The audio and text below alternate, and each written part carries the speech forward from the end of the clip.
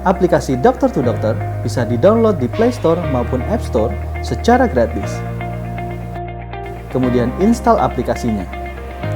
Registrasi cepat bisa dilakukan melalui akun Facebook dan Google Mail. Untuk yang tidak memiliki Facebook dan Google Mail, registrasi bisa dilakukan dengan menekan tombol register. Isi nama, email, dan password Anda. Verifikasi email Anda dan masuk kembali ke aplikasi. Tunggu apa lagi? Download sekarang dan dapatkan beragam manfaatnya. Langsung saja saya mengundang Profesor Yusuf Effendi untuk mempresentasikan makalahnya itu mengenai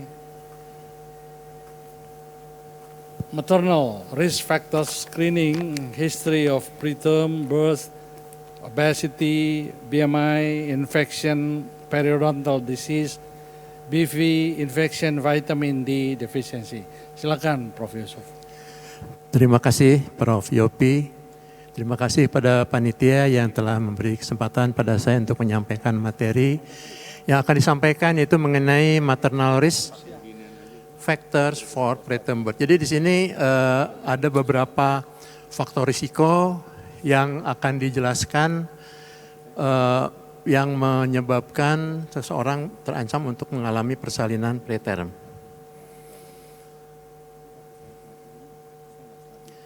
Kita tahu bahwa persalinan preterm adalah apabila persalinan terjadi di bawah 37 minggu dan kita tahu bahwa bayi-bayi yang dilahirkan preterm itu mempunyai risiko untuk mengalami kematian. Di sini dikatakan bahwa sekitar 75% kematian perinatal adalah disebabkan oleh karena preterm. Kemudian yang juga harus kita tahu bahwa setengah atau lebih dari setengah untuk bayi-bayi yang lahir preterm dia akan mengalami kelainan jangka panjang dari neurologis. Dan tentu ini akan menjadi beban bagi orang tua dalam merawat anak-anaknya.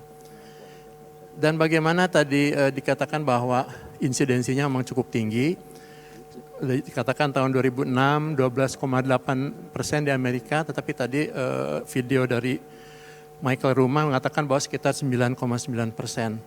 Sedangkan kami di Jawa Barat pernah melakukan penelitian melihat dari 23.000 persalinan, ternyata insidensinya cukup tinggi, yaitu sekitar 18%.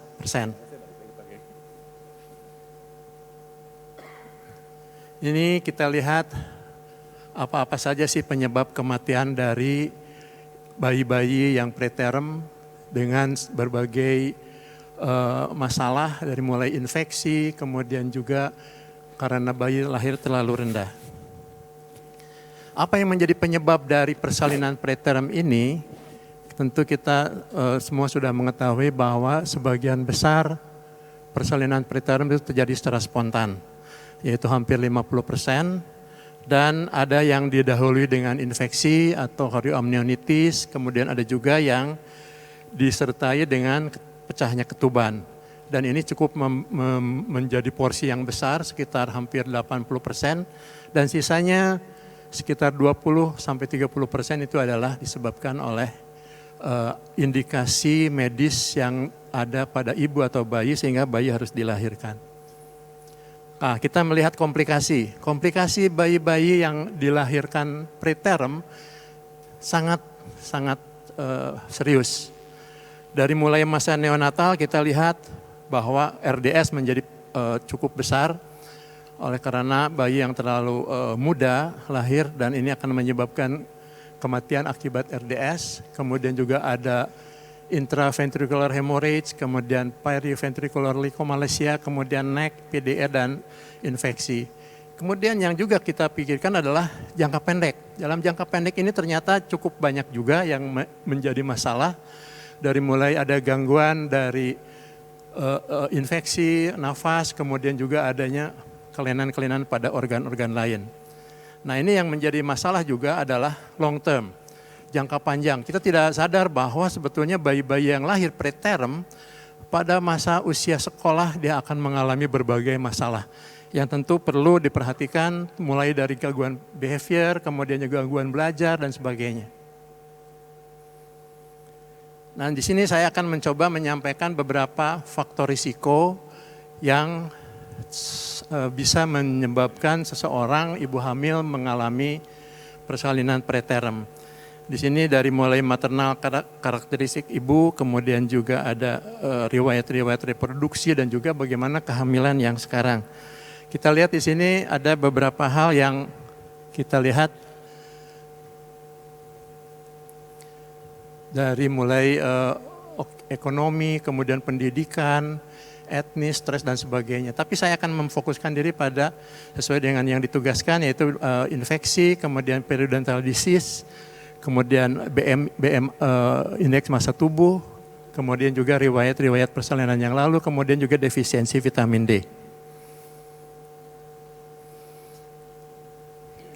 Ini untuk riwayat-riwayat persalinan preterm sebelumnya, ini mempunyai peran yang cukup besar untuk mengalami risiko persalinan preterm.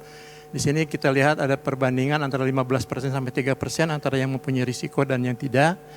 Kemudian juga ternyata spontan abortus spontan juga menjadi risiko untuk seseorang mengalami persalinan preterm dan juga adanya terminasi. Kita sering melakukan terminasi kehamilan pada seorang ibu apabila ada indikasi tertentu. Tentu ini juga akan menjadi risiko untuk mengalami persalinan preterm. Ini saya coba lihat dari salah satu jurnal yang melakukan systematic review. Ternyata bahwa risiko untuk persalinan preterm ini sangat tergantung dari usia kehamilan, dari kehamilan sebelumnya dan juga dari tipe persalinan kehamilan tersebut, apakah dia hamil tunggal ataupun juga kembar. Dan ternyata juga di sini kita harus menjadi faktor bagi kita untuk melakukan konseling pada seorang wanita apabila mempunyai riwayat persalinan preterm untuk mendapatkan konseling yang lebih baik. Ini ada dari salah satu jurnal mengenai berulangnya ketuban pecah dini preterm, yaitu di bawah 37 minggu. Kita melihat dari 4 orang penulis ini, ternyata mendapatkan bahwa bisa berulang apabila mempunyai riwayat PPRM sebelumnya untuk mengalami hal yang sama pada kehamilan berikutnya. Kemudian juga bagaimana terjadinya berulang untuk persalinan preterm, ini juga dari peneliti, 3 peneliti ini, kita lihat bahwa terjadi peningkatan kemungkinan terjadinya persalinan preterm ini sampai 1-3 kali, 2-3 kali risikonya. Nah, kita lihat bahwa berulangnya PPRM maupun persalinan preterm ini dilihat dari 3 orang peneliti dengan jumlah sampel yang cukup banyak. Kita melihat memang PPRM ini cukup bisa berulang dan juga termasuk persalinan preterm untuk kehamilan yang berikutnya apabila sebelumnya dia mengalami hal tersebut. Nah, bagaimana apabila kita melihat risiko ibu-ibu yang melahirkan preterm tunggal sebelumnya dibandingkan dengan untuk mengalami persalinan preterm berikutnya. Di sini dilihat bahwa dari beberapa peneliti ini bagaimana kejadian persalinan preterm apabila dia sebelumnya mengalami kehamilan preterm dibandingkan dengan yang aterm. Dan kita lihat bahwa di sini ada peningkatan cukup banyak ya, 20 dibandingkan 4 apabila dia dibandingkan dengan yang pernah melahirkan aterm. Kemudian kita lihat juga bagaimana risiko dia untuk mengalami preterm apabila dia riwayat kehamilan kembar sebelumnya ya, kehamilan kembar preterm. Maka di sini kita lihat bahwa dari 4 peneliti ini cukup besar risiko untuk mengalami persalinan preterm dari 10 sampai dibanding 1,3. Ini juga persalinan yang sama dengan membandingkan yang tadi untuk singleton juga di sini kita lihat bahwa 2 sampai 2 kali lipat untuk mengalami persalinan preterm pada yang hamil tunggal.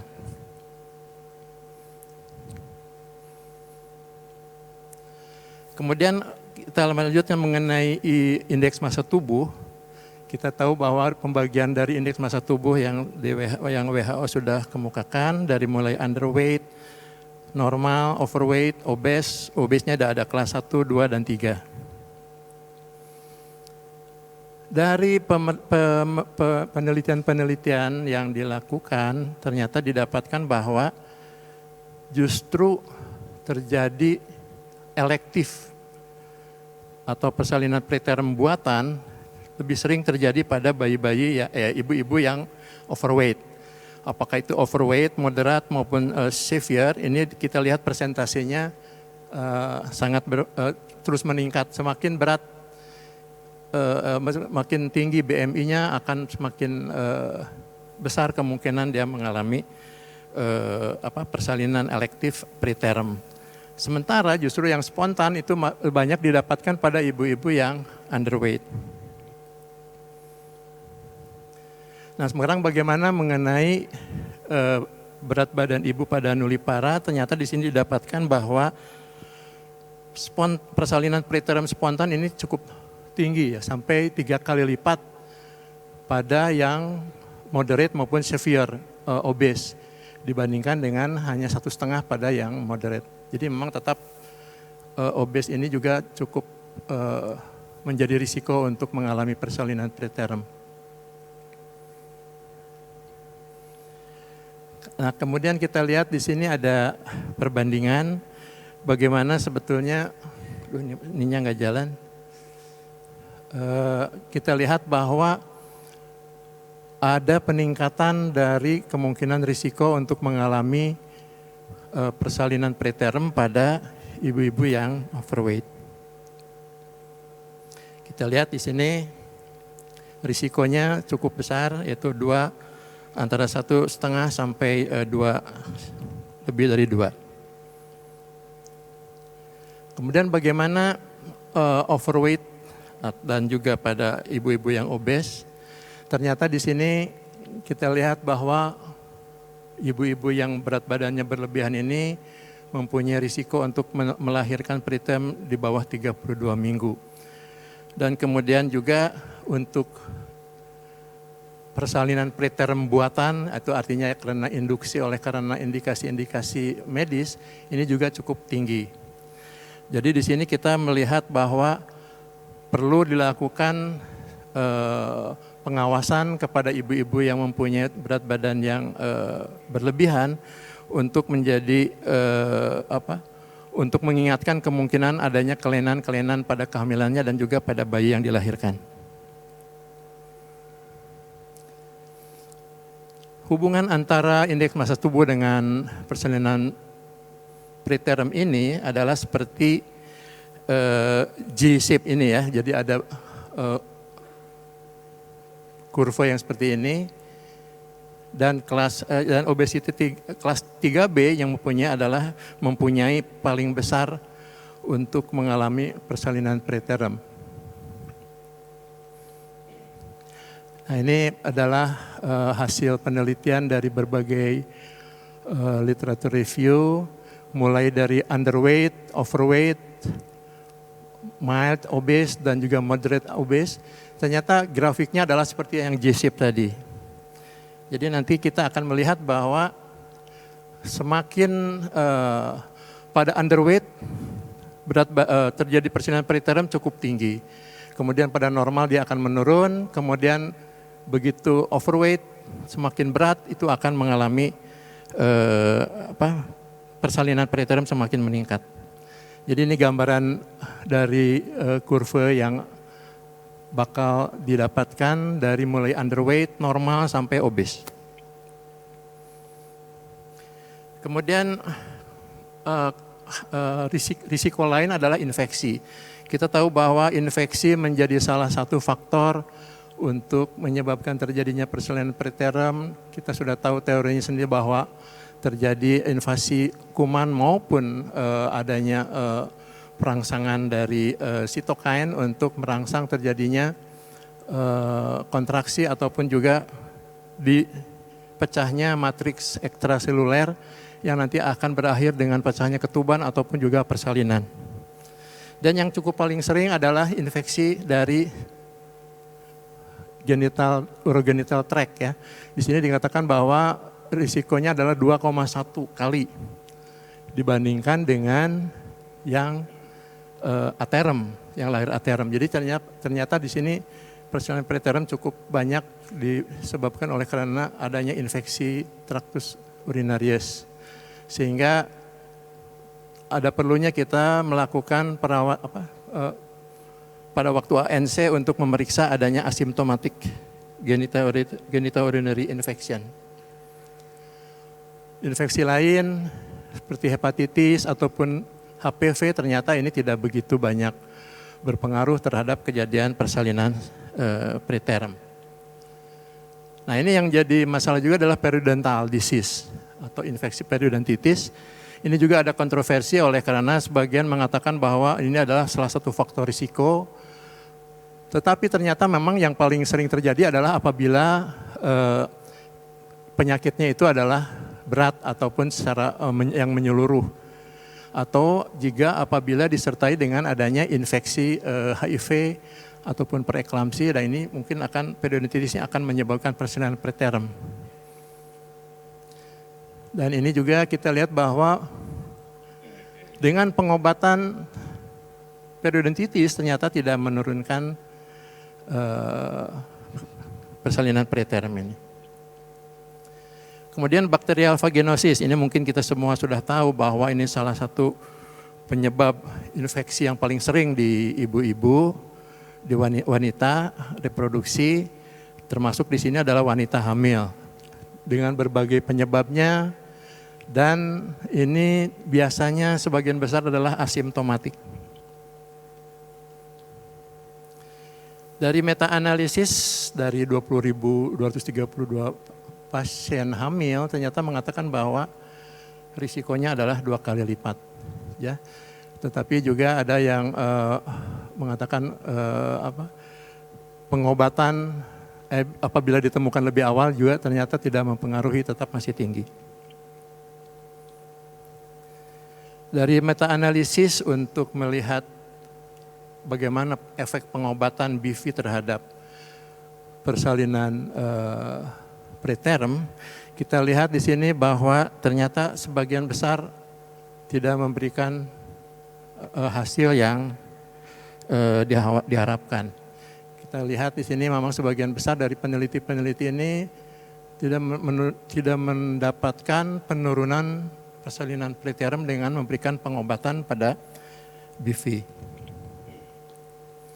Kemudian ini yang terakhir mungkin adalah dari vitamin D. Kita vitamin D tahu bahwa mempunyai peran yang cukup besar di dalam memperkuat sistem imun, dan juga di sini dikatakan bahwa vitamin D ini bisa mereduksi infeksi bakteri.